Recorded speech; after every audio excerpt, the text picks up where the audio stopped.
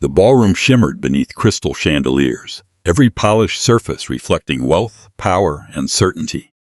The Romano family had hosted hundreds of lavish events over the decades, but tonight carried a different kind of weight. Reporters lined the entrance. Cameras flashed without pause. Influential business leaders, politicians, philanthropists, and old family allies filled the room, all waiting for one announcement.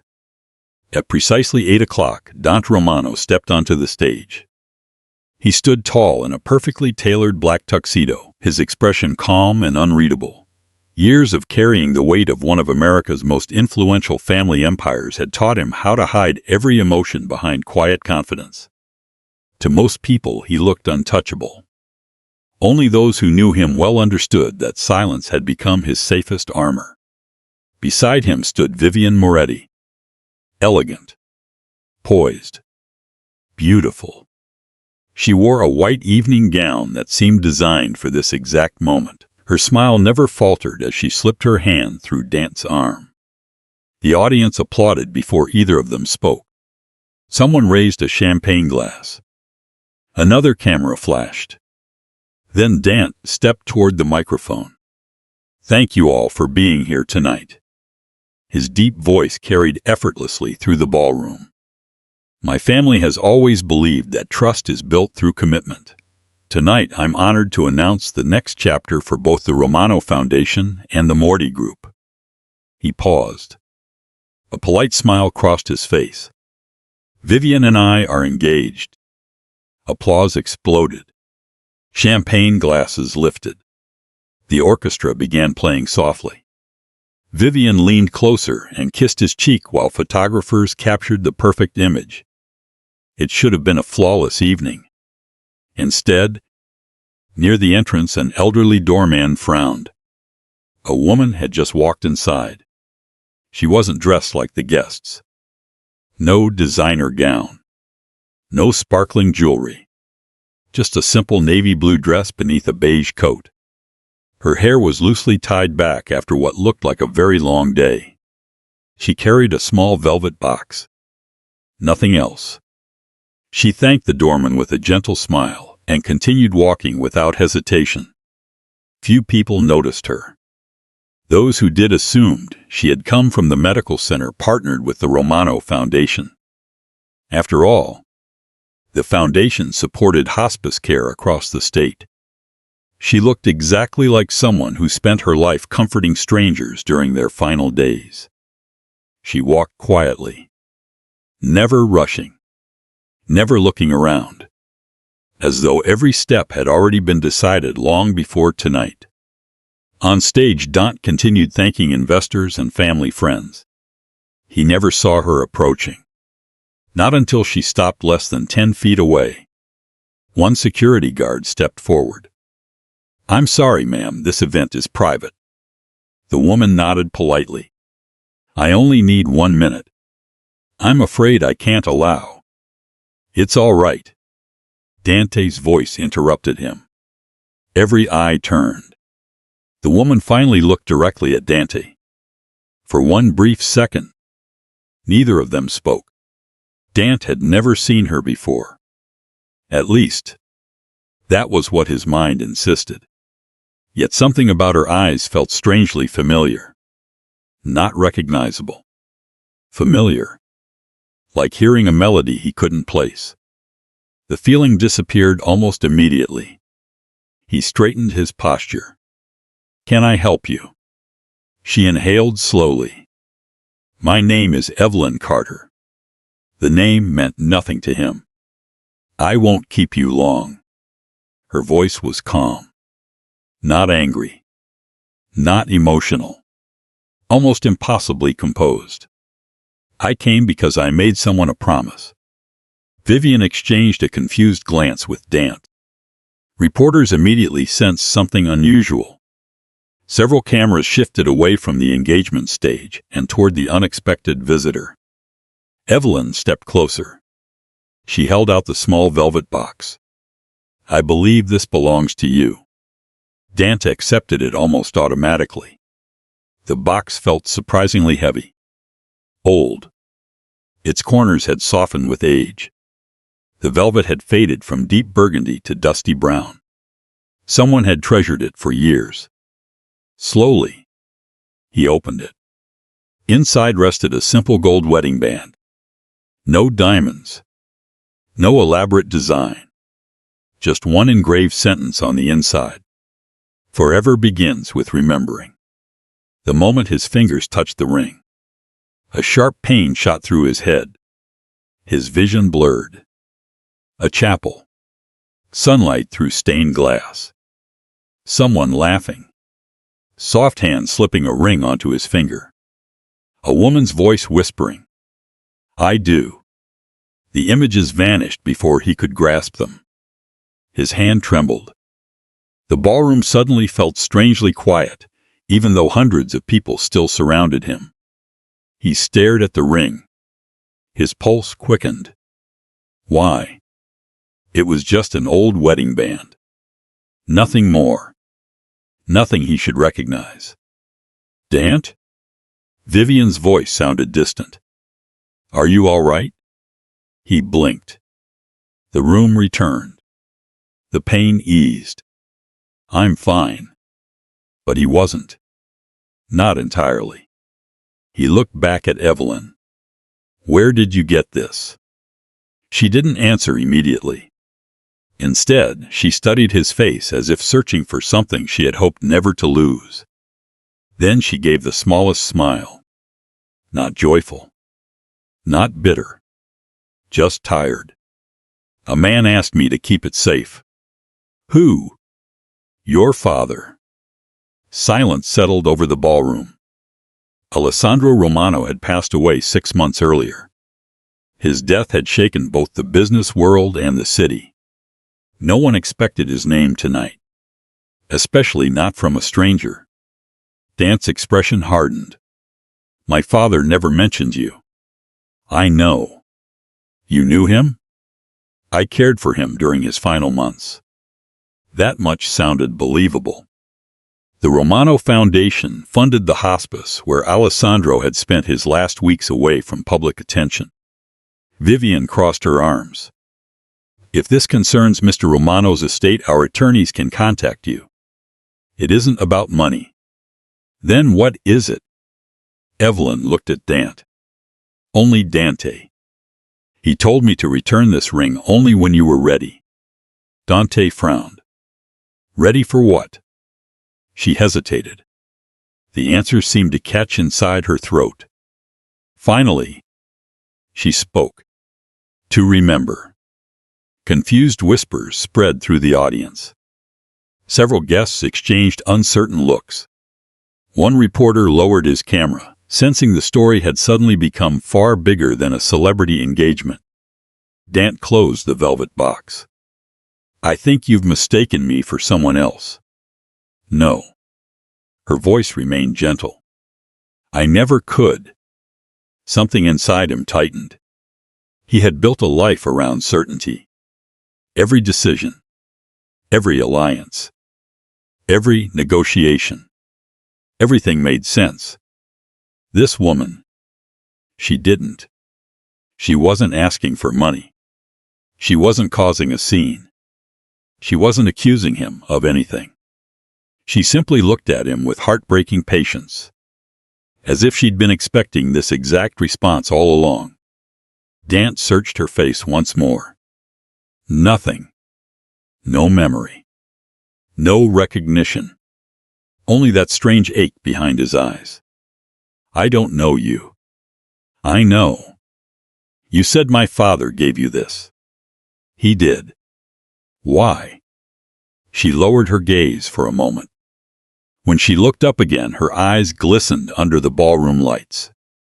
Because he knew one day. She stopped. Not because she had changed her mind. Because she noticed something in Dante's expression. Confusion. Fear. Pain. The first crack in the perfectly controlled man standing before the world. She quietly reached into her coat pocket. There was one final item. A small digital voice recorder. Its plastic surface showed years of careful handling. She placed it gently beside the velvet box. Don't play it tonight. Dante stared at it. What is it? The last thing your father ever asked me to protect. Vivian stepped forward immediately. This conversation is over. Security moved closer. Evelyn offered no resistance. She simply nodded. Before turning away, she looked at Dante one last time. There was one more promise. He waited. She spoke so softly that only he could hear. You once told me that if you ever forgot me, a single tear escaped before she wiped it away. Your heart would remember first. Then she walked toward the exit. Dante stood frozen. The applause had long disappeared. The orchestra had stopped playing. Hundreds of guests watched in complete silence. His engagement ring suddenly felt heavier than the old wedding band resting inside the faded velvet box. And for reasons he couldn't explain, his hand refused to let it go.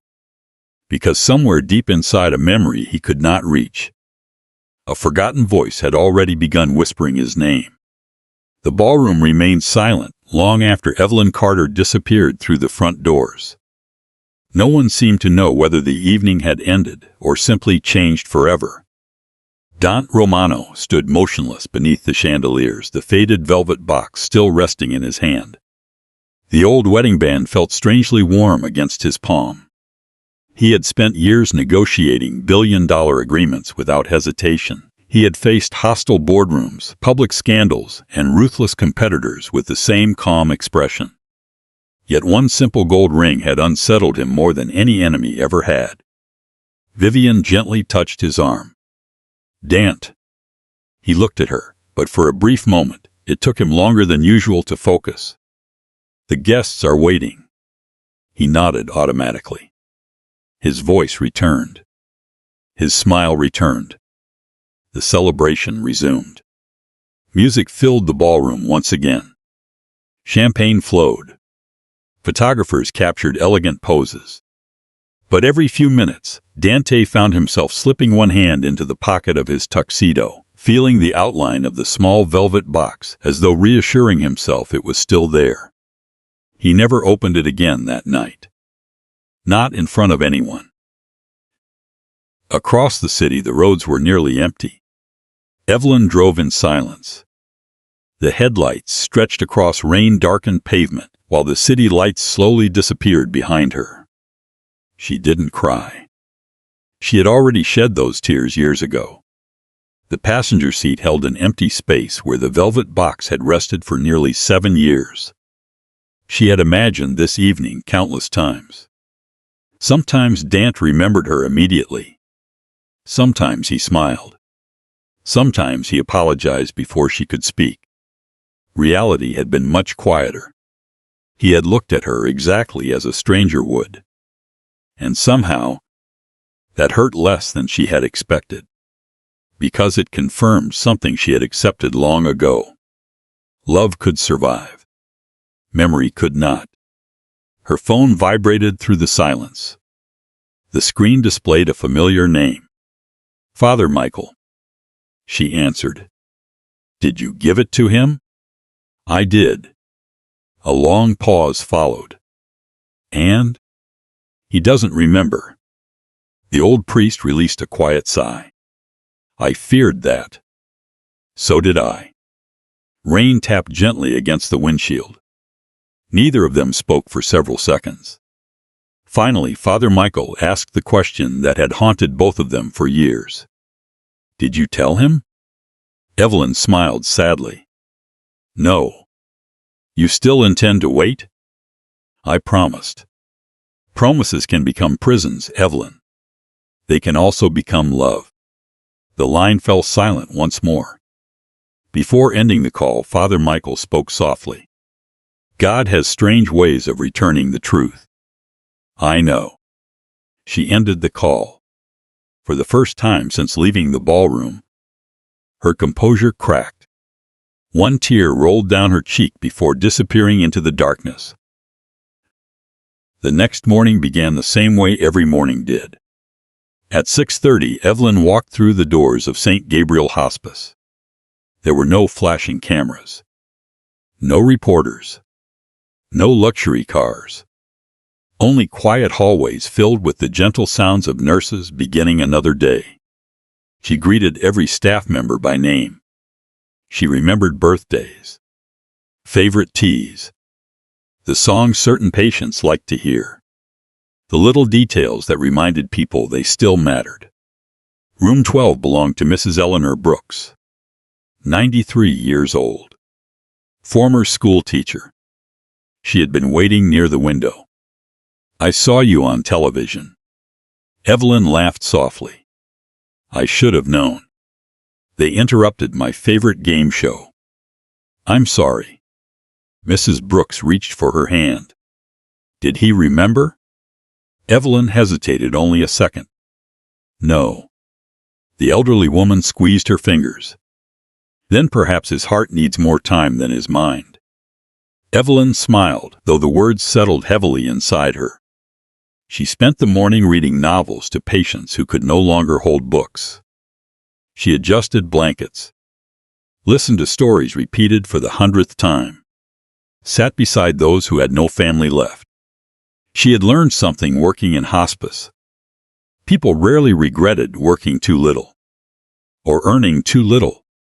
They regretted words left unsaid, forgiveness delayed, love postponed until tomorrow. Tomorrow was a luxury many of her patients no longer possessed. Perhaps that was why she had finally walked into Dante's engagement party, because tomorrow had begun to feel dishonest. Meanwhile, inside Romano Tower, tomorrow had arrived carrying questions instead of certainty. Dante dismissed 3 meetings before noon. His assistant had never seen him do that before. The velvet box sat alone on his desk, untouched. Beside it rested the small digital voice recorder. He had obeyed Evelyn's request. He had not played it. Not because he trusted her, because something inside him feared what he might hear. His office overlooked the city skyline. Normally, the view calmed him. Today it felt distant. He opened a drawer. Inside rested several medical reports, neurological evaluations, brain scans, specialist consultations. Each one traced back to the accident 7 years earlier. Most people believed he had recovered completely. The doctors had called him fortunate. No permanent disability. No cognitive decline. Only one lingering complication. A section of memory surrounding several months had never returned. His therapist had warned him not to force those memories. If they come back naturally, they come back, one specialist had said. If they don't, your brain may have buried them for a reason. For years, Dante had accepted that explanation. Now, he wasn't so sure. His phone buzzed. The caller ID displayed Vivian. "You've been avoiding me." "I've been working." "You canceled half your schedule." "I needed time." A pause. Then she laughed lightly. "You aren't actually letting that woman get inside your head, are you?" Dante looked toward the velvet box. "I don't know. She probably wants money. She never asked for any." Then publicity. She left before anyone could interview her. Vivian didn't answer immediately. When she finally spoke, her tone had become almost too casual. "Have your security team identify her."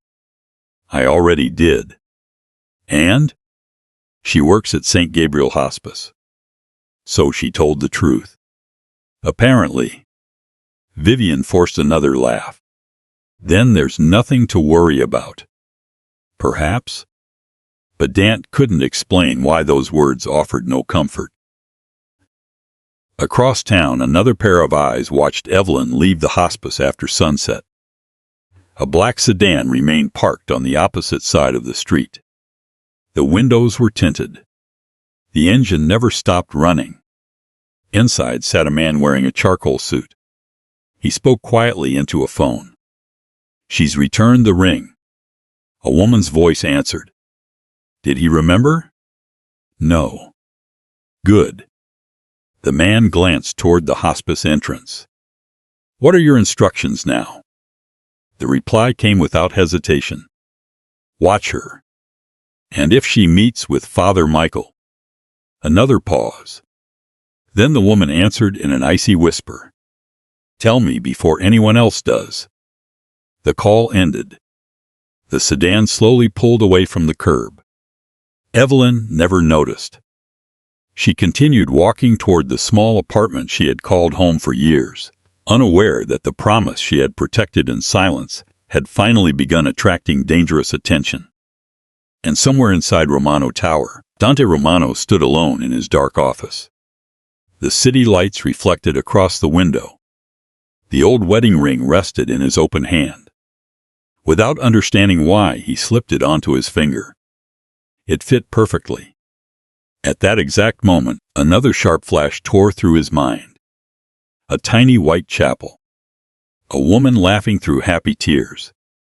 A priest asking one simple question. Do you take this woman? The memory shattered before he could see her face. Dante staggered backward, gripping the edge of his desk. His breathing became uneven. Then he noticed something that made the blood drain from his face. The wedding band wasn't simply the right size. It had left behind a faint pale mark on his finger, as though he had once worn it every single day. Dante barely slept. Every time he closed his eyes, the same fragments returned. A narrow white chapel. Sunlight spilling across wooden pews. A woman's trembling laugh. A pair of hands slipping a simple gold band onto his finger. Then, nothing. The memory always dissolved before he could see her face. He opened his eyes just before dawn, his heart pounding as though he had been running. For years his missing memories had been silent. Now they were knocking on a locked door inside his mind. And someone or something seemed determined to keep that door closed. By 8 o'clock, Romano Tower was already alive with meetings, assistants, and security personnel moving through the polished halls. Dante ignored nearly all of them. His first destination wasn't the boardroom. It was the archives.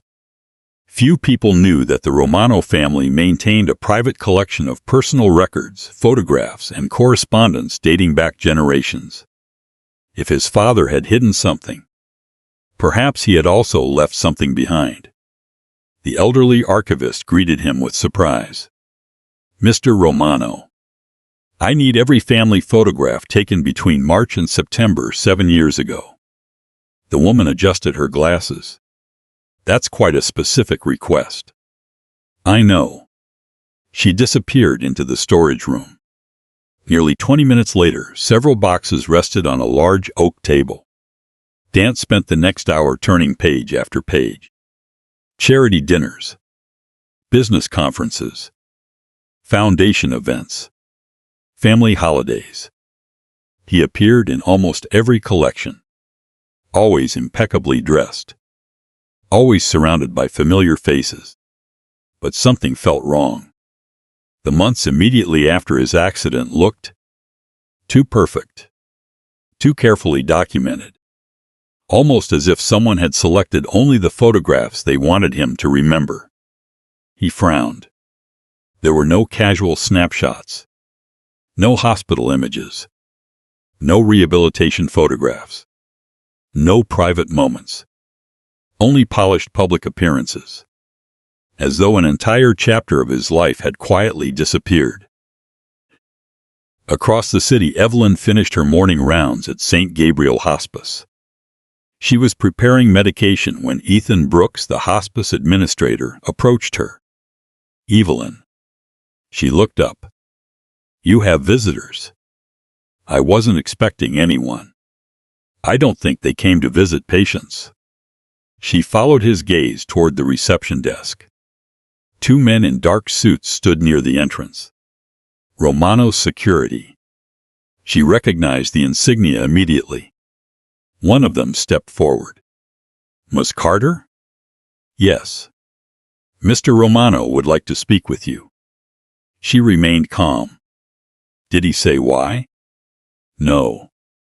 I'll need to finish my shift. He requested today. My patients requested today first. The guard seemed uncertain how to respond. Few people declined a request from Dante Romano. Evelyn simply smiled. Please tell him I'll come after work. The guards exchanged a glance before quietly leaving. Ethan watched them disappear through the front doors. You've made powerful people very curious.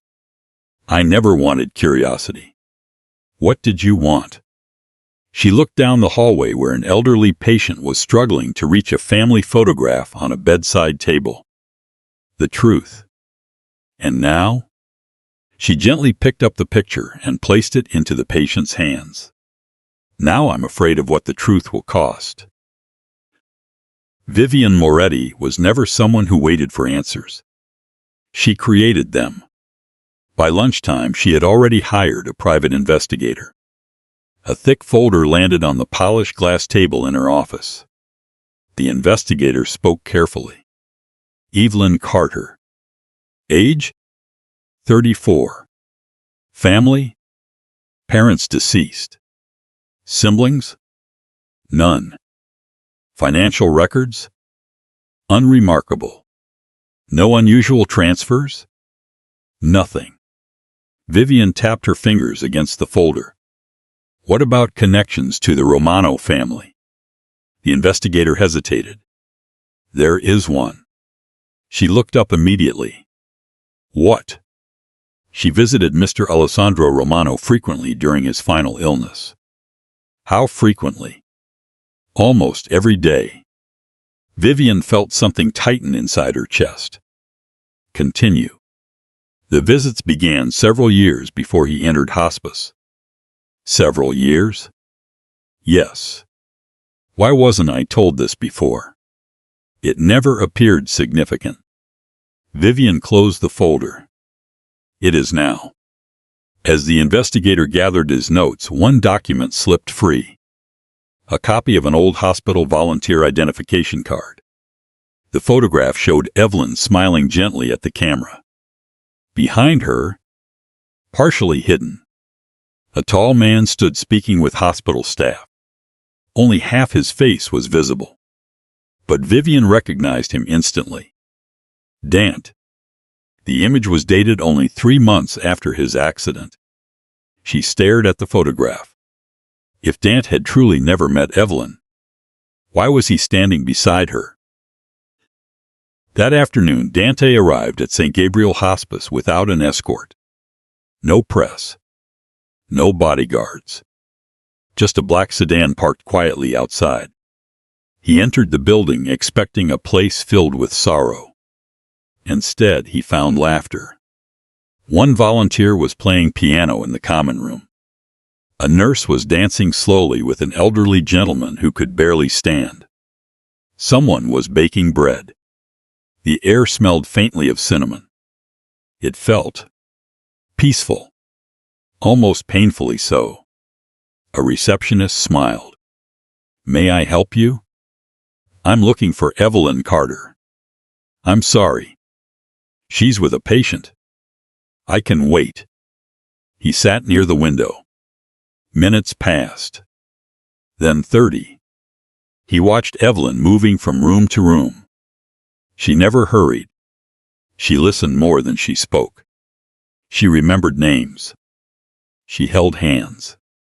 She laughed at stories she'd probably heard dozens of times. There was no performance.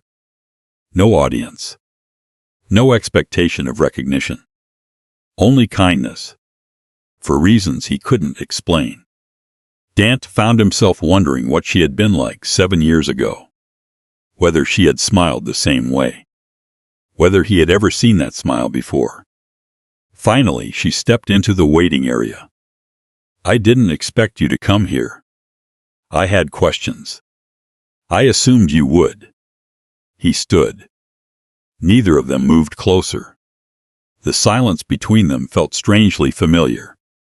You said my father trusted you. He did. Why? Because he believed I would keep my promises. What promises? She looked toward the hallway where another nurse quietly closed a patient's door. I can't answer that. You won't. I can't. There is a difference.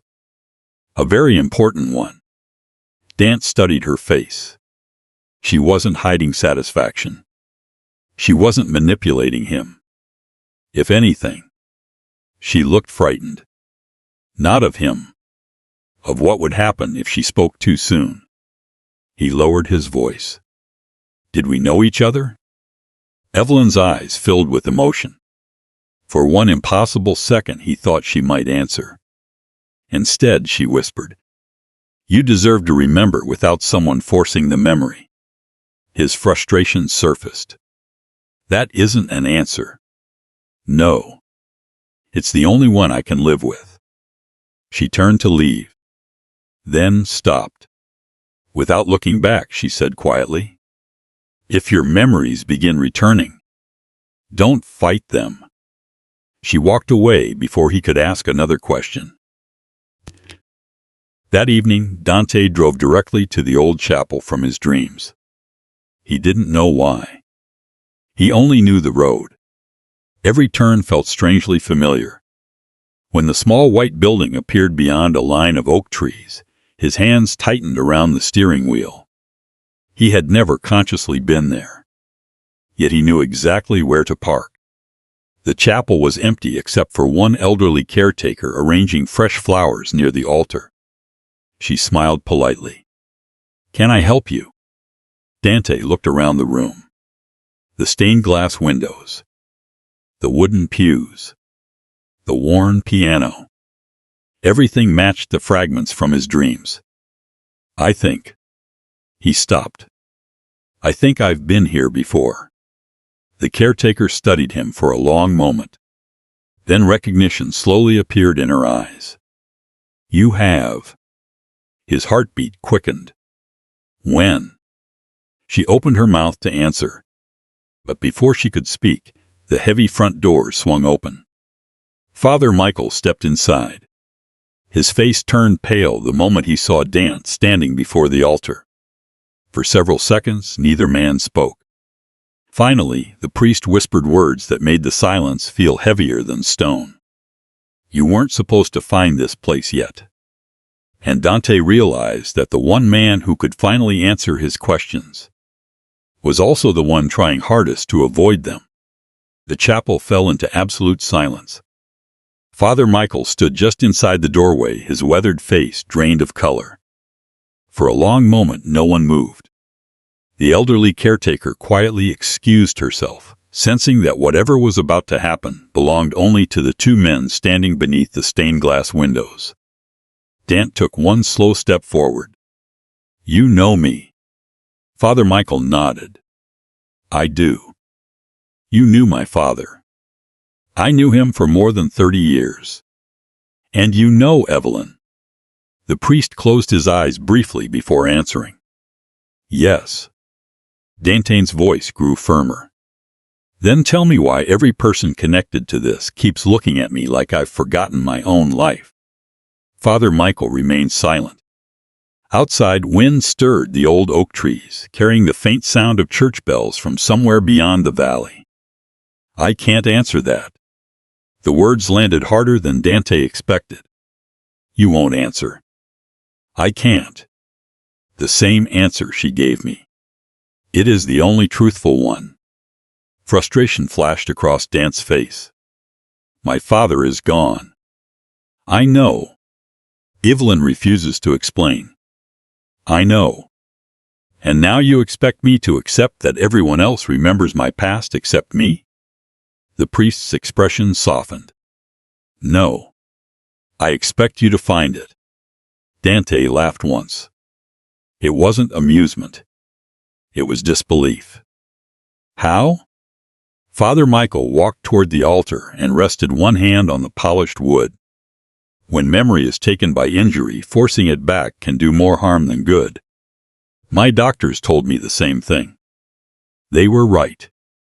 But they never mentioned strangers carrying my wedding ring. The priest lowered his eyes. No. I suppose they wouldn't. Dante waited. He wanted answers. Instead, Father Michael offered only a quiet request. Trust your heart more than your fear. I don't even know what that means. You will. Without another word, the priest turned and disappeared through a side door, leaving Dante alone beneath the colored light pouring through the stained glass. For the first time in years, power had failed him. Money had failed him. Authority had failed him. Truth could not be purchased. It had to be remembered. The following morning, Dante returned to Romano Tower carrying more questions than certainty. He placed the old wedding band inside the top drawer of his desk. Then he tried to work. Financial reports. Foundation budgets. International contracts. Normally, he could review hundreds of pages without distraction. Today, he found himself reading the same paragraph over and over. His mind refused to stay in the present. Every quiet moment invited another fragment. A woman's laughter. The scent of fresh rain. Warm hands wrapped around a coffee mug. A voice calling his name. Never clearly. Always just beyond reach. A knock interrupted his thoughts. His assistant entered carefully. Mr. Romano. Yes? Your fiancé is here. Vivian stepped inside before the assistant could finish. She closed the office door behind her. You've been avoiding me. I've been thinking. About her. He didn't answer. Vivian crossed the room and placed a folder on his desk. I had someone look into Evelyn Carter. Dante frowned. You investigated her? I protected us. There is no us if we're investigating innocent people. Innocent? She opened the folder. She visited your father for years. I know. She was around you after your accident. He looked up sharply. What? There are photographs. She slid one across the desk. Dante picked it up. The image showed the entrance to a rehabilitation center. He recognized himself immediately. His hair was shorter. His face thinner. Standing several feet away. Evelyn. She wasn't looking at the camera. She was looking at him. Not with admiration. Not with fear. With quiet concern. His chest tightened. I don't remember this. I know. Vivian reached for his hand. Dante, people can manipulate photographs. He slowly pulled his hand away. This doesn't look manipulated. It could be. It looks real. Vivian's smile faded. You're letting a stranger rewrite your life. No. He looked at the photograph again. I'm beginning to wonder if someone else already did. That afternoon, Dante drove to St. Gabriel Hospice once more. This time, Evelyn was sitting alone in the garden during her short break. She held a small notebook on her lap but wasn't writing. She was simply watching butterflies drift among the lavender flowers. She noticed him before he spoke. You came back. I found a photograph. She nodded slightly. I thought you might. He held the picture toward her. Were you there? Yes. Why? I was volunteering. Were we friends? She looked away. I can't answer that. His patience finally began to fracture. Everyone keeps saying they can't. I know. My father. The priest. You. I know. He took another step closer. What are you protecting? Her fingers tightened around the notebook. A promise. To whom? She whispered. Your father. The answer ignited something inside him. My father is dead. I know. The promise should have ended with him. No. It ended with you. Dante stared at her. I don't understand. You will. When? When remembering becomes your choice. His voice hardened. You keep talking in riddles. They're not riddles. They feel like lies. The moment the words left his mouth, he wished he could take them back. Evelyn didn't argue. She didn't defend herself. She simply lowered her eyes. I wondered how long it would take. What? For you to believe I'm lying. I didn't say. You did. Silence stretched between them. A breeze carried lavender petals across the garden path. When Evelyn finally looked at him again, there were tears in her eyes, but her voice remained remarkably steady. I spent 7 years hoping you would remember. She smiled sadly. I prepared myself for the possibility that you never would. She closed her notebook. What I never prepared for. Her voice trembled for the first time. Was hearing you think I would invent something this painful. Dante's expression softened. Evelyn. She stood before he could continue. I won't ask anything from you. I never have. I never will. She walked past him. He instinctively reached for her wrist. She stopped. Very gently, she freed herself from his hand. There was no anger. Only exhaustion. If your memories never return. She swallowed carefully. Please don't create new ones by making me the villain. Then she walked back inside the hospice. Dante remained alone in the garden. The silence she left behind felt heavier than any accusation. That evening, Ethan Brooks found Evelyn sitting in the staff chapel. She was staring at the stained glass window without seeing it. You told him. I told him nothing. But he hurt you anyway. She gave a faint smile. He doesn't know he's holding a knife. Ethan sat beside her. There has to be another way. There is. What? She looked toward the small wooden cross above the altar. He remembers. And if he never does. For several seconds, she said nothing. When she finally answered, her words were almost too quiet to hear. Then he deserves the freedom to build a happy life. What about yours? She smiled through tears. I made peace with losing mine a long time ago. Late that night, Dante stood alone in his father's private study. He had avoided the room since Alessandro's funeral. Everything remained exactly as it had been. The leather chair. The books. The framed family photographs. Even the old fountain pen still rested neatly on the desk. As he opened one of the drawers, something caught his attention. Hidden beneath a stack of financial documents lay an envelope. No address. Only 3 handwritten words. For Dante alone. His pulse quickened. He carefully opened it. Inside was a single key. Nothing else. No explanation. No letter. No instructions. Only a small brass key with the number 214 engraved into its side. And taped beneath it, a faded luggage tag from a hotel he had absolutely no memory of ever visiting. Dante stared at the brass key for a long time. The number engraved into its surface was unmistakable. It meant something. He could feel it.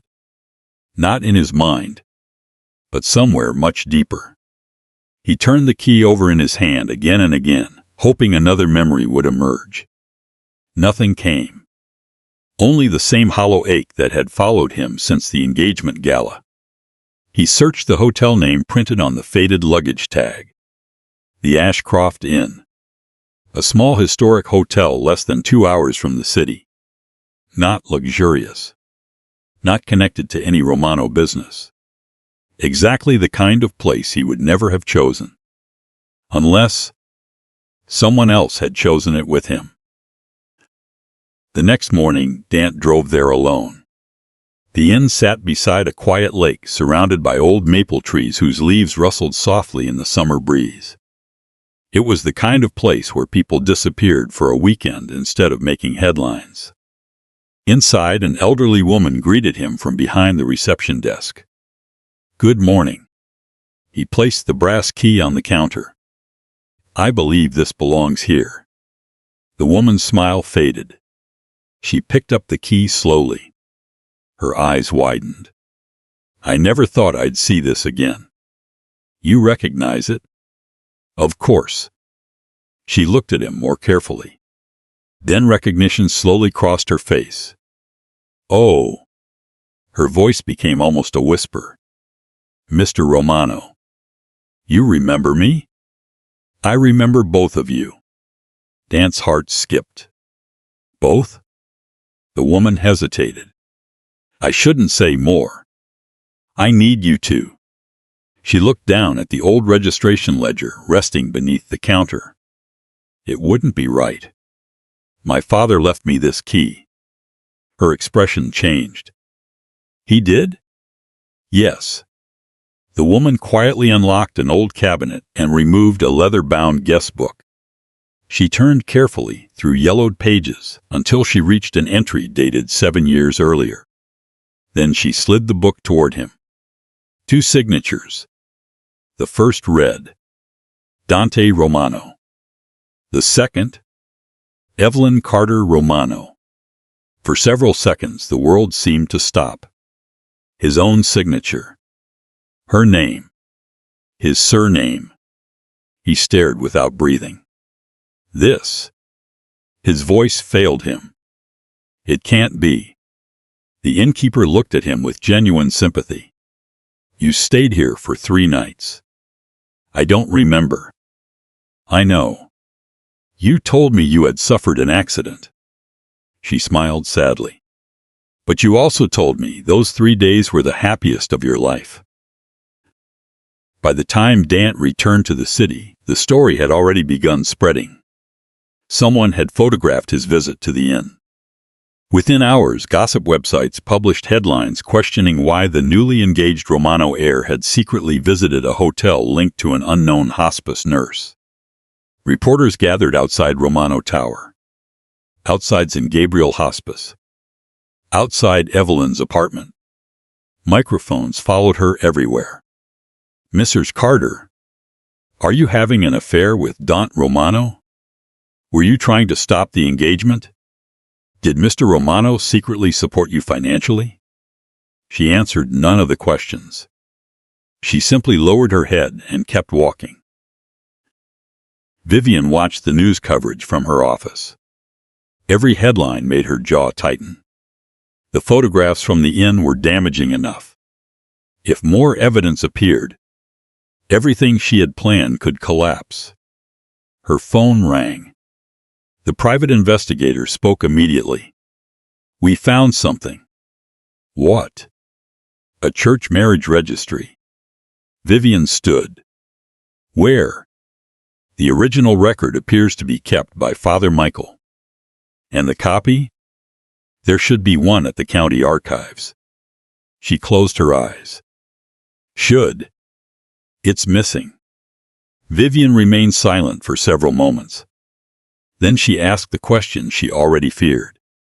If another copy exists, it could legally validate a marriage. She ended the call without another word. An hour later, someone broke into a secure records office after closing time. No money was taken. No electronics disappeared. Only one file vanished. A marriage certificate. At St. Gabriel Hospice, the atmosphere had changed. Patients still smiled when Evelyn entered their rooms. But outside those walls, whispers followed her through every hallway. Some employees defended her. Others avoided eye contact. No one knew what to believe. Ethan found her in the medication room.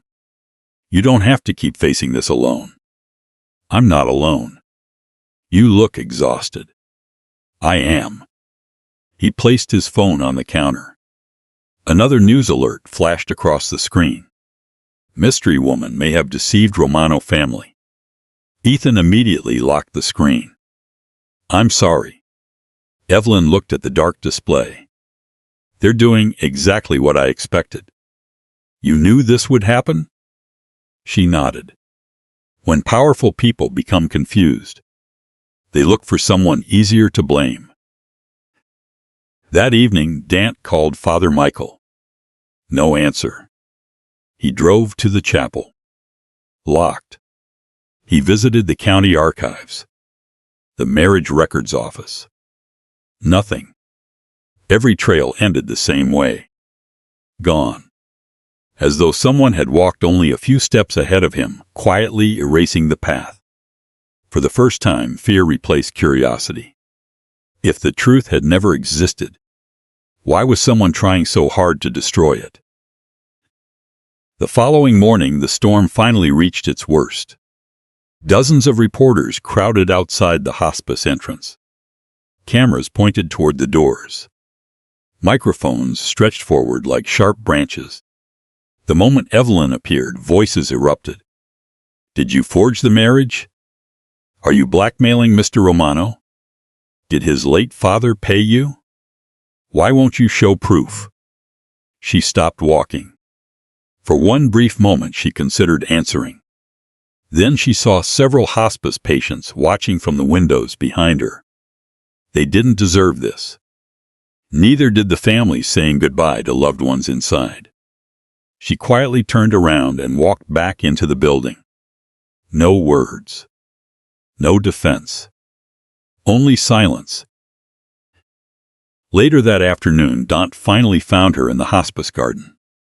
She was trimming roses. The reporters had not yet discovered where she had gone. He stood several feet away. They're destroying you. I know. I've searched everywhere. I know. The records are missing. I expected that too. He looked at her in disbelief. You expected all of this? She nodded. I just hoped it wouldn't happen. His frustration finally broke through. Then help me. She slowly set down the gardening shears. I can't. Why? Because if I hand you every answer. She looked directly into his eyes. You'll spend the rest of your life wondering whether you believed me because it was true, or because I convinced you. He shook his head. I don't care anymore. But I do. Tears gathered in her eyes. I loved the man who trusted me without proof. She took one slow breath. I don't want the version of you who believes me simply because everyone else disappeared.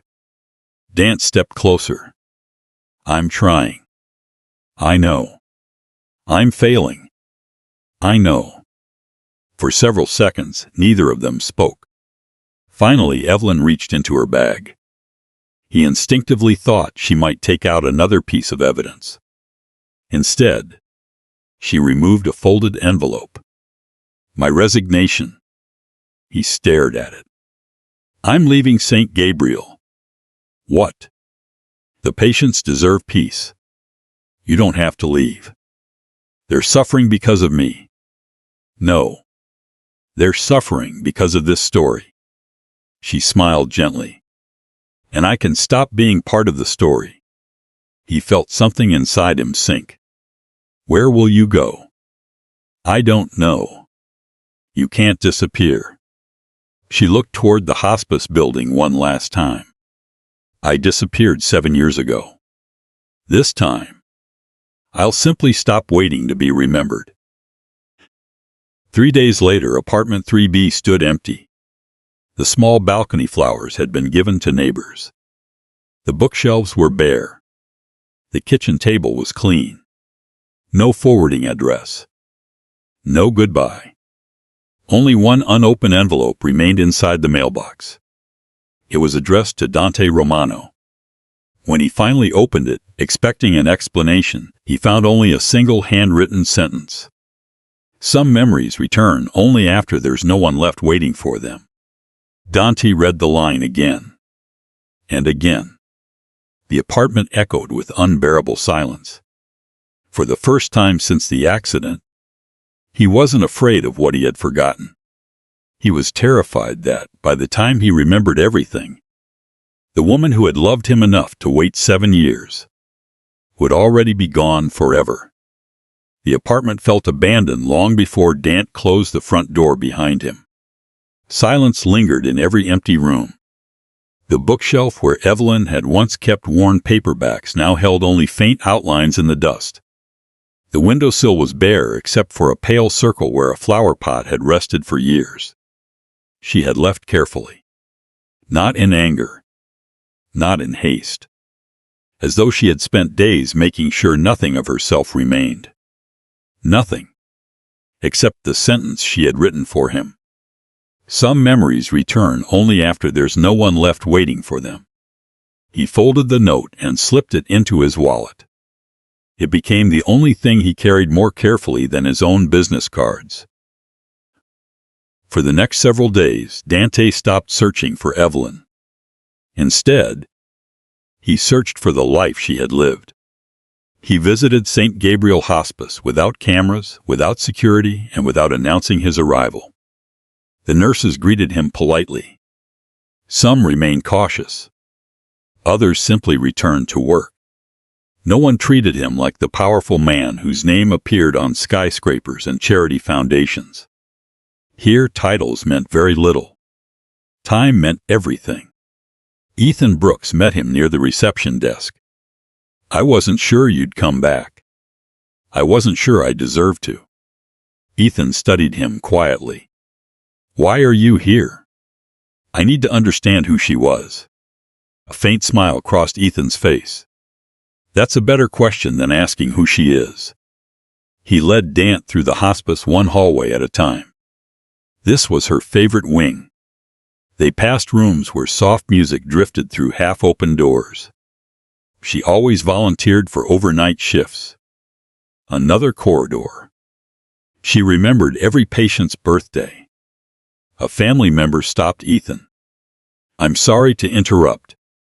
She looked at Dante. "Are you Mr. Romano?" "Yes."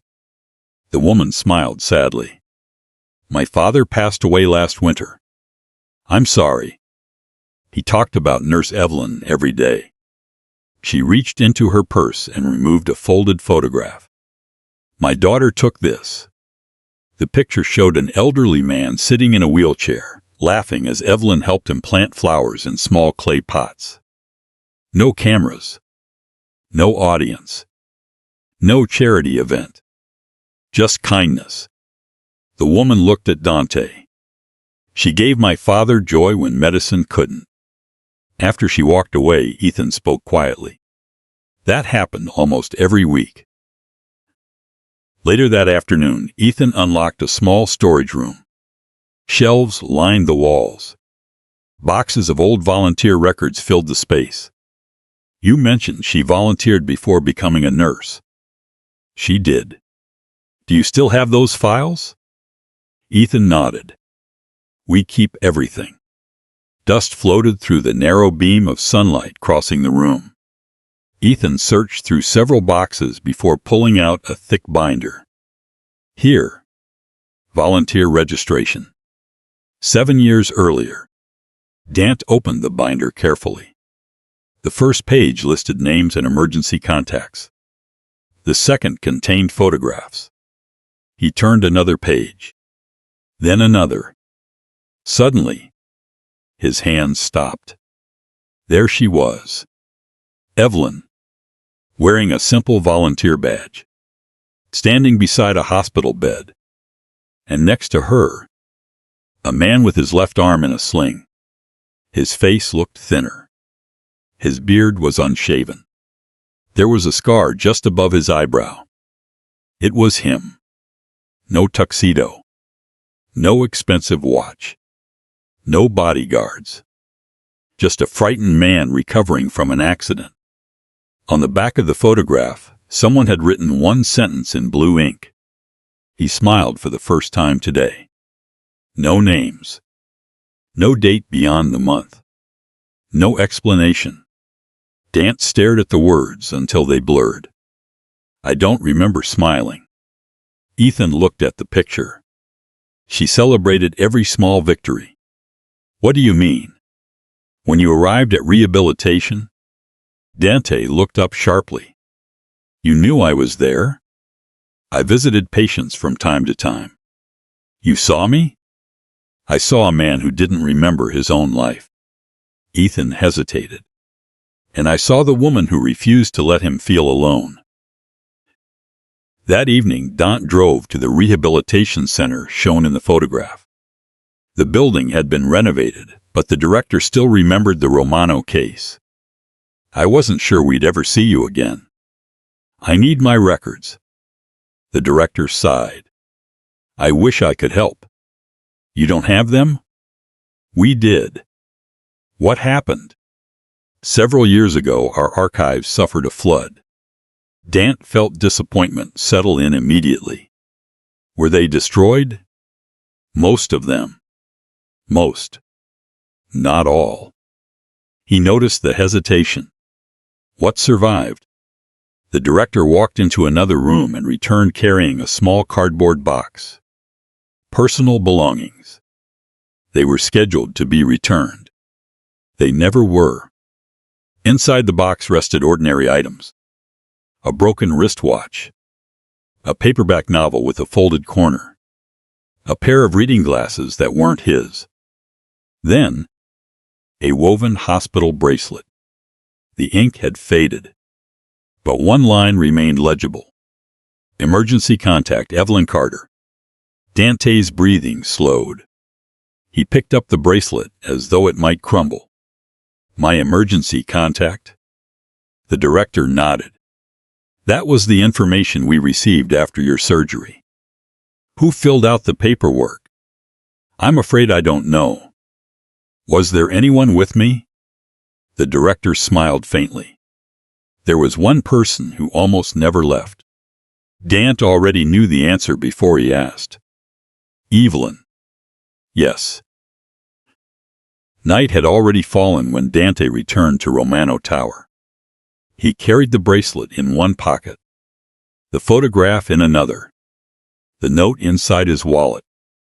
3 small pieces of a life he could not remember. He entered his father's study once more. This time he noticed something he had overlooked before. On the lowest shelf stood a row of leather journals. Not business ledgers. Personal journals. Each spine was marked only by a year. The final volume remained untouched since Alessandro's death. Dante opened it carefully. Most entries described ordinary family matters. Foundation projects. Health concerns. Meetings. Then one page caught his attention. His father's handwriting became noticeably uneven. He looked at her today with complete trust. For the first time since the accident, he laughed. If I tell him the truth now, he will choose love over responsibility. If I stay silent, he may hate me one day, but he will survive the war waiting for this family. May God forgive me for believing I had the right to choose for my son. Dante closed the journal slowly. His hands were shaking. His father had known. Not suspected. Known. And yet he had remained silent. Why? Before he could gather his thoughts, his phone vibrated. It was Father Michael. For the first time in days. Dante answered immediately. I've been trying to reach you. I know. You've been avoiding me. I was protecting something. What? The priest's voice sounded older than Dante had ever heard. I've found it. Dante's heart began to race. Found what? A long silence filled the line. Then Father Michael spoke. The recording your father asked Evelyn to protect. There was never only one copy. Dante closed his eyes. Where is it?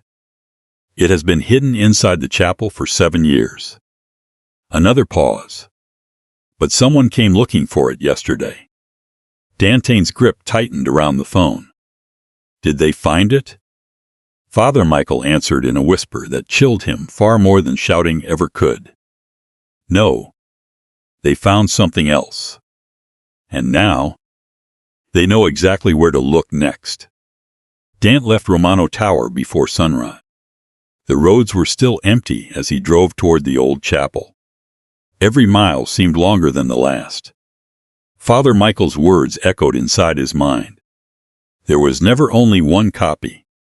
For 7 years, a single recording had remained hidden. For 7 years, someone had protected it. And now someone else wanted it erased. By the time Dante reached the chapel, the morning mist still clung to the fields surrounding the old stone building. Father Michael was already waiting outside. He looked exhausted. His eyes carried the weight of too many sleepless nights. "You came. You knew I would." The priest nodded quietly. "There isn't much time." Dante frowned. "What do you mean?" "I believe whoever has been destroying the evidence will return." Without another word, Father Michael led him inside. The chapel looked exactly as Dante remembered from his dreams. The stained glass windows, the worn wooden pews, the small altar where sunlight gathered every morning. The priest stopped before an old carved crucifix mounted on the wall. He reached behind it. A soft click echoed through the silent room. A narrow compartment slowly opened. Inside rested a small metal box. Its edges were worn with age. Father Michael held it carefully. "I prayed I would never need to open this." He handed it to Dante. Inside were only 3 things: a flash drive, a folded letter, and a pressed white lily, now dry and fragile. Dante picked up the flower first. "It was from your wedding day," Father Michael said softly. "Evelyn carried lilies because they reminded her that hope could survive difficult seasons." Dante swallowed hard. His fingers trembled as he unfolded the letter. The handwriting belonged unmistakably to Alessandro Romano. But before he began reading, Father Michael placed a gentle hand on his shoulder. "Read it after you hear his voice." Dante nodded. He inserted the flash drive into the small media player the priest had prepared. The room filled with static. Then, his father's voice. Older, weaker, but unmistakably clear. "Dante, if you're hearing this, then I have already failed you." Silence settled over the chapel. "I told myself that everything I did was to protect our family. I believed our enemies would destroy the woman you loved if they learned she had become your wife while you were vulnerable. I convinced myself that asking everyone to remain silent was an act of love." A long pause. Then Alessandro exhaled slowly. It was not love. It was fear. Dante closed his eyes. The recording continued. "You lost your memory after the accident. The doctors warned us that forcing your memories could cause lasting harm. When you woke, you remembered your childhood. You remembered your work. You remembered me. But you did not remember Evelyn. I watched her sit beside your bed every day. I watched her smile each time you looked at her, even when you looked through her." Another pause. "I asked her to leave." Father Michael quietly lowered his head. "I told her that if she truly loved you, she would give you time. I promised her that when the danger surrounding our family had passed, I would tell you everything." His voice cracked. "I was wrong to ask that of her. I stole 7 years from both of you." Dante felt tears burning behind his eyes. The recording had not finished. "If there is one thing I ask of you now, do not waste another day blaming your memory. Blame me. I carried this burden because I believed I knew what was best. I did not. If Evelyn still has the strength to forgive us, spend the rest of your life earning what I asked her to surrender." The recording ended. No music. No dramatic farewell. Only the quiet sound of Alessandro setting the recorder down. Then silence. The kind of silence that changes a person's life forever. Dante stood without moving. The walls around him seemed to disappear. He no longer saw the chapel. He saw flashes. Not complete memories. Pieces. Evelyn laughing as rain soaked both of them outside a small grocery store. Her wrapping a blanket around his shoulders after a nightmare. Her placing a steaming mug of coffee beside his bed. The tiny white chapel. The lilies. The wedding ring. Her hand trembling inside his. Then, everything came rushing back. He heard his own voice. "I don't have much to offer you." Evelyn smiled. "You already offered me your heart. I don't even know who I am anymore. We'll figure it out together." He remembered kissing her forehead. He remembered promising never to let her face life alone. He remembered slipping the simple gold band onto her finger. And finally, he remembered the words engraved inside both rings.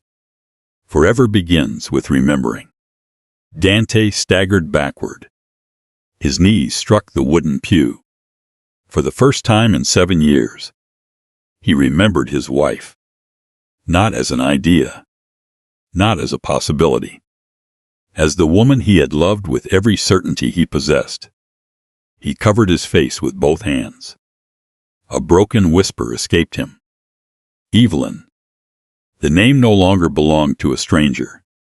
It belonged to home. Father Michael waited until the memories settled. Then he spoke quietly. "There is something else."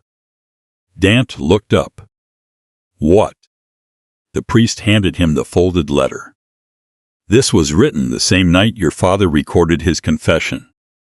Dante opened it carefully.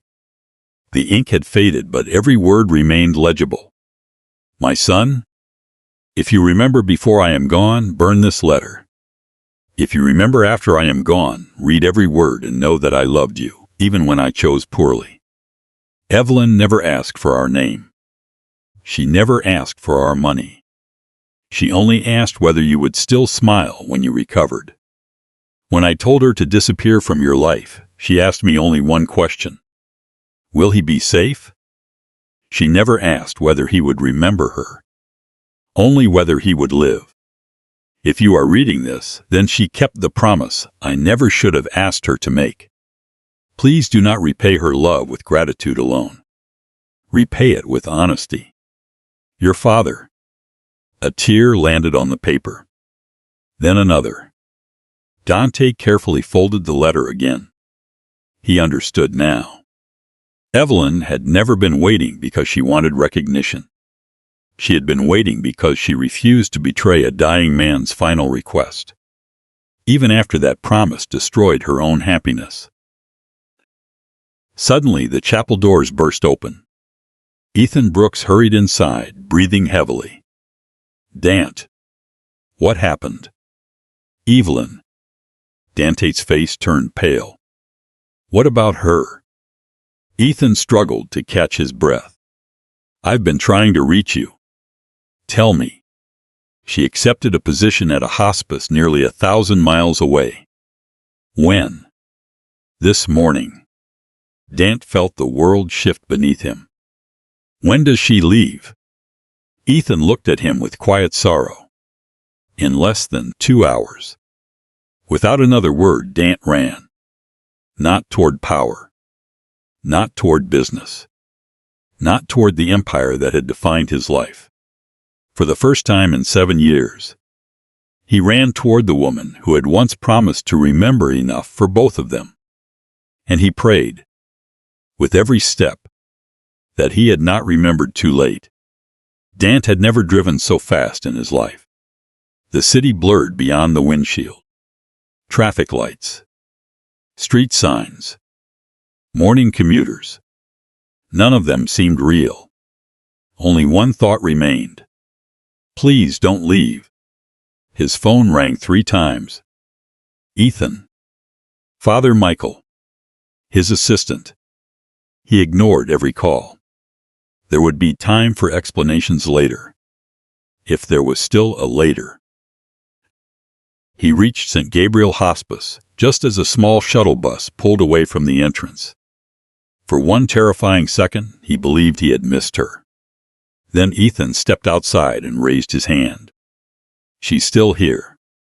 Dante stopped so abruptly that gravel scattered beneath his shoes. "Where?" "The chapel." He didn't wait for another word. He crossed the quiet hallway, his footsteps echoing against polished floors. When he opened the small chapel door, Evelyn was sitting alone in the last pew. A single suitcase rested beside her. She looked up. There was surprise in her eyes. Then concern. Then silence. Neither of them spoke. For several moments, the only sound was the soft hum of the stained glass windows catching the morning light. Finally, Dante whispered, "I remember." Evelyn searched his face. Not his words. His eyes. His expression. The tiny details that cannot be rehearsed. Very slowly, tears gathered in hers. "What do you remember?" He took one careful step forward. The rain outside the grocery store. Her breathing caught. The tiny apartment with the leaking kitchen faucet. She covered her mouth. "The lilies you carried because your mother loved them." A tear rolled down her cheek. "And the promise I made," his voice broke, "that I would never let you face life alone." The room became impossibly still. Evelyn closed her eyes. For 7 years she had imagined this moment. She had rehearsed what she might say. She discovered she had no words at all. Dante knelt before her. Not as the head of the Romano family. Not as a billionaire. Not as a man asking to be forgiven because he had suffered. Simply, as a husband who finally understood the cost of another person's sacrifice. "I'm sorry." The words sounded painfully small. "I know. I should have found you sooner. You couldn't. I should have fought harder. You didn't know what to fight." He lowered his head. "I still failed you." Evelyn reached out instinctively. Her fingers rested gently beneath his chin, encouraging him to look at her. "You lost your memory. I lost much more than that." Their eyes met. "I lost the woman who stood beside me every day. Because I let everyone else's silence become your burden." She did not answer. Because there was nothing to deny. Before either of them could speak again, Ethan quietly entered the chapel. "I'm sorry to interrupt." Dante stood. "What is it?" "The county investigators are here." He frowned. "For what?" "They recovered security footage from the records office." Another pause. "And they identified the person who stole the marriage certificate." By noon, the investigation had spread quickly.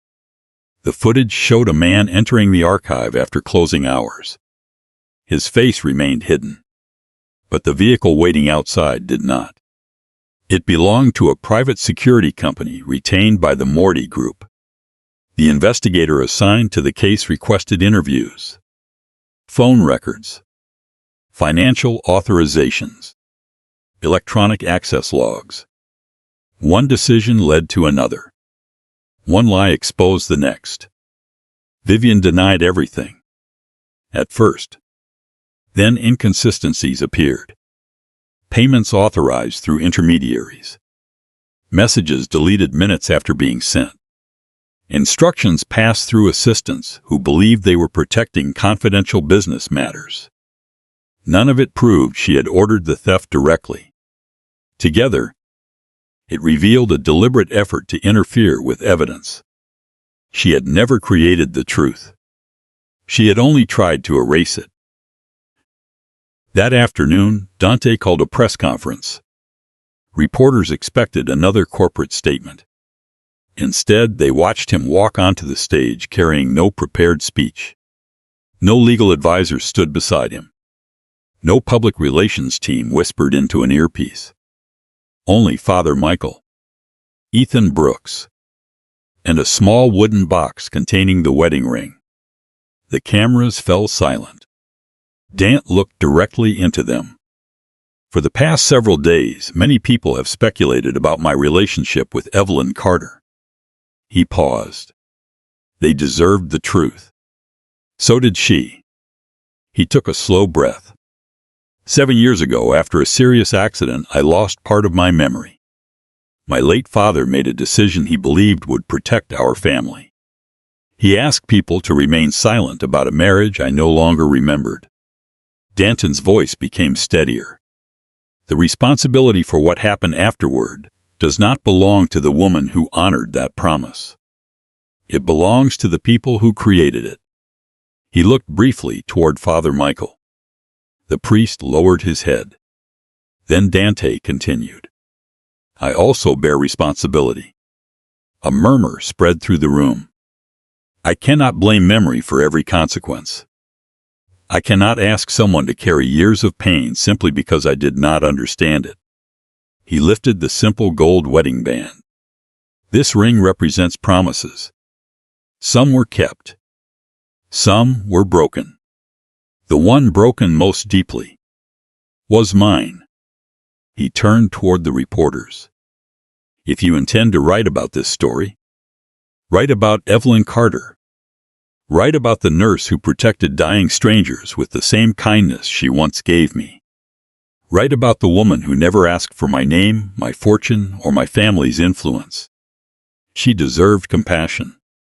Instead, she received suspicion. For that, I am profoundly sorry. The room remained silent. Not because there were no questions. Because none of them seemed important anymore. By evening, the headlines had changed. Not overnight. Not perfectly. But noticeably. Questions became corrections. Rumors became timelines. Witnesses came forward. Former hospice families shared stories of Evelyn's quiet generosity. The innkeeper confirmed the guest registry. The rehabilitation director verified the emergency contact records. Father Michael acknowledged the existence of the private ceremony and the promise Alessandro had asked him to keep. The truth no longer depended on one document. It lived in many ordinary memories that no one had thought to erase. Late that night, Dante returned to the hospice garden. The lavender moved gently in the evening breeze. Evelyn was there, watering the roses one last time before leaving. He walked beside her in silence. After several minutes, he spoke. I don't expect forgiveness. She nodded. I know. I don't expect things to become what they once were. I know. I only ask for one chance. She turned toward him. To do what? He smiled sadly. Not to ask you to remember me. He carefully slipped the wedding band back onto his own finger. But to become the man you married again. Evelyn looked at him for a long time. The pain had not disappeared. Neither had the love. Some wounds closed slowly because they mattered deeply. She reached toward his hand. Not to hold it. Not yet. Only to touch the ring. Then she whispered. Remembering was never the hardest part. Dante waited. She looked into his eyes. Living honestly after remembering. That's the part that takes a lifetime. He nodded. I have the rest of mine. The evening settled quietly around them. For the first time since the engagement gala, neither of them walked away. But neither of them pretended that healing had already arrived. It had only just begun. Autumn arrived quietly. The headlines faded. The television interviews stopped. Reporters found newer stories to chase. For the first time in weeks, silence no longer felt threatening. It felt merciful. Life continued. Not because the pain had disappeared. Because healing rarely asks permission before it begins. The legal investigation concluded 2 months later. The missing marriage certificate was never recovered. It no longer mattered. The guest registry from Ashcroft Inn, the rehabilitation records, the hospital bracelet, Father Michael's testimony, Alessandro's recording, dozens of ordinary people whose memories had survived where paper had failed. Together they painted a truth no stolen document could erase. Authorities confirmed that evidence had been deliberately removed from the county archives. Several individuals involved in destroying public records faced criminal charges. Others lost professional licenses. Private security contracts were terminated. No one celebrated. Justice was not revenge. It was accountability. Vivian Moretti resigned from every charitable board she had served. She issued a public statement accepting responsibility for interfering with evidence and apologizing to those harmed by her decisions. The apology could not undo the damage, but it ended the lies. For the first time in years, the truth no longer needed anyone to defend it. Dante made changes that surprised almost everyone. He postponed business expansion projects. He reduced public appearances. He quietly stepped away from several ceremonial roles that had once consumed every hour of his schedule. Instead, he visited places that had once belonged to forgotten memories. The grocery store where he and Evelyn had laughed in the rain. The lakeside path near Ashcroft Inn. The little white chapel where they had exchanged promises neither of them imagined would one day be tested by silence itself. He never went alone. Father Michael joined him sometimes. Other days he carried only Alessandro's letter. He read it often. Not because he needed reminding. Because forgiveness required remembering every lesson his father had learned too late. One afternoon he stood alone before his father's grave. He placed a single white lily beside the headstone. "I understand why you were afraid," he said quietly. The wind stirred through the trees. But love cannot survive if fear is allowed to speak for it. He rested his hand against the cool stone. "I forgive you." His voice trembled. "I hope one day she'll forgive me too." Evelyn did not move across the country. After much thought, she accepted a position at a small hospice on the opposite side of the state. It was quieter, closer to the mountains, far from television cameras, exactly where she wanted to be. Her patients never asked whether she had once been at the center of a national story.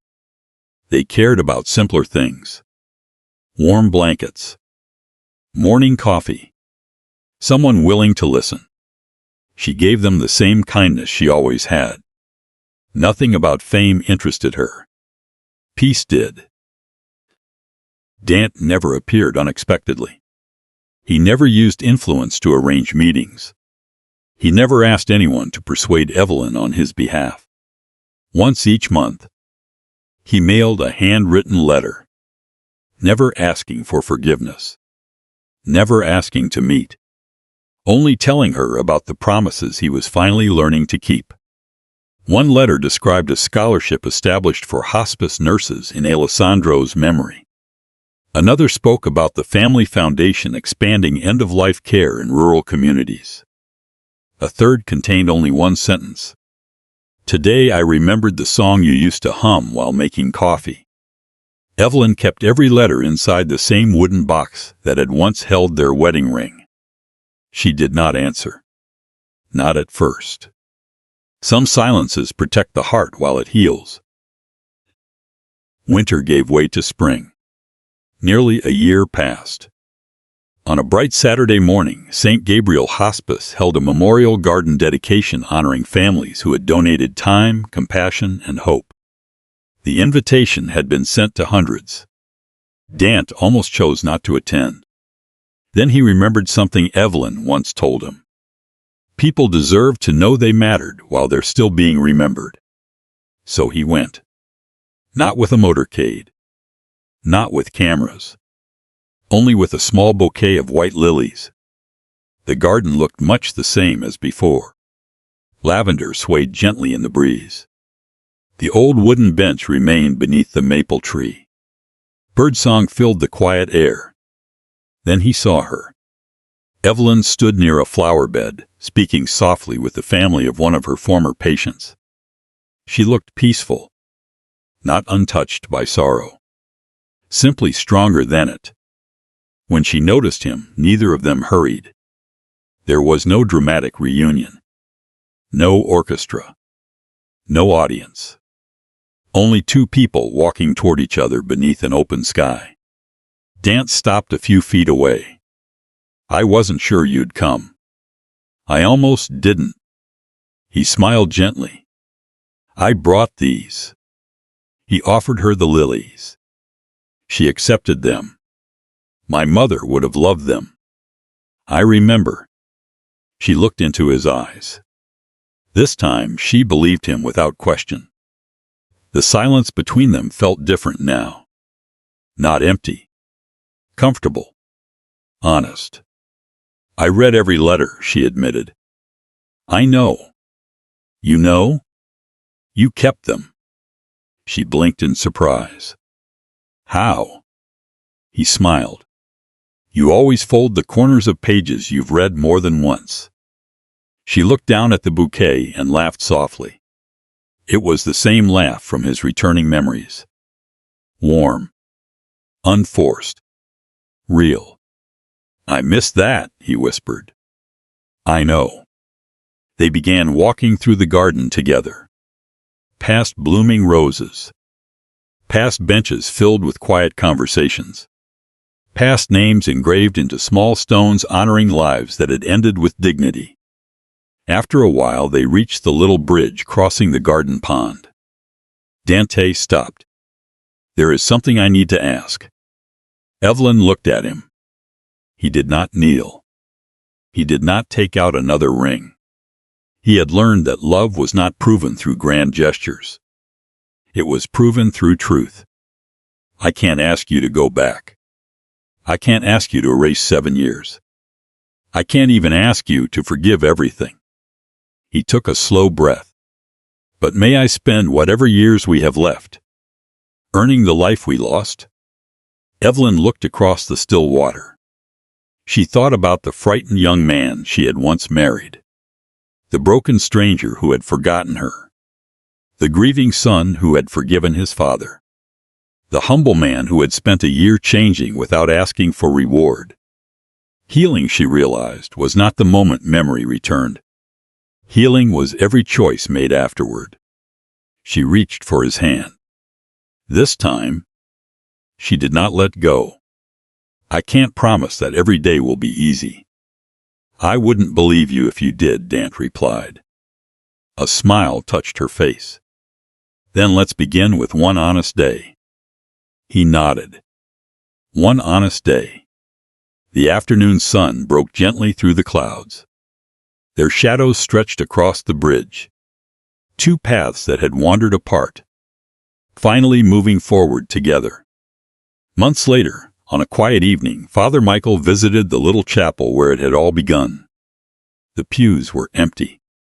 The air smelled faintly of lilies. He placed a new guest book beside the altar and opened it to the first page. There, written in familiar handwriting, were two names. Dante Romano. Evelyn Carter Romano. Below them, someone had added a single sentence. "Forever doesn't begin when two people fall in love. Forever begins every day they choose each other again."